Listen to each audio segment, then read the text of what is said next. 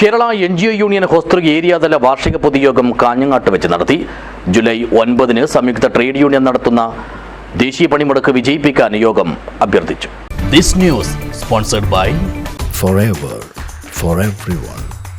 Shobhika Weddings, Big Mall, Kanyanad, Kozhikode, Koilandi and Kutyadi.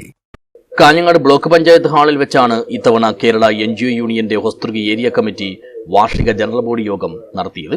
കേന്ദ്ര സർക്കാരിന്റെ തൊഴിലാളി വിരുദ്ധവും ജനദ്രോഹപരവുമായ നിലപാടുകളിലും നടപടികളിലും പ്രതിഷേധിച്ച് ട്രേഡ് യൂണിയനുകളും സ്വതന്ത്ര ഫെഡറേഷനുകളും സർവീസ് സംഘടനകളും സംയുക്തമായി രാജ്യവ്യാപകമായി നടത്തുന്ന പണിമുടക്ക് വിജയിപ്പിക്കാൻ മുഴുവൻ അംഗങ്ങളും രംഗത്തിറങ്ങണമെന്ന് യോഗം ആഹ്വാനം ചെയ്തു. യൂണിയൻ സംസ്ഥാന കമ്മിറ്റി അംഗം K. ഭാനുപ്രകാശ് യോഗം ഉദ്ഘാടനം ചെയ്തു. സിവിൽ സർവീസിന്റെ പ്രത്യേകത എന്താണ്?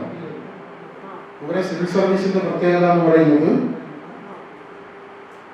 പഴയ കാലത്ത് ഗവൺമെന്റിന്റെ പ്രവർത്തനങ്ങൾ സുഗമമായി കൊണ്ടുപോകുന്നതിനാണ് സിവിൽ സർവീസിൽ രൂപം കൊടുത്തത്. അല്ലാതെ നമ്മൾ പല ആൾക്കാരും വിചാരിക്കുന്നത് പോലെ കുറേയധികം ജീവനക്കാർക്ക് ശമ്പളം കൊടുക്കാൻ വേണ്ടി മാത്രമല്ല സിവിൽ സർവീസ്, അല്ലെ?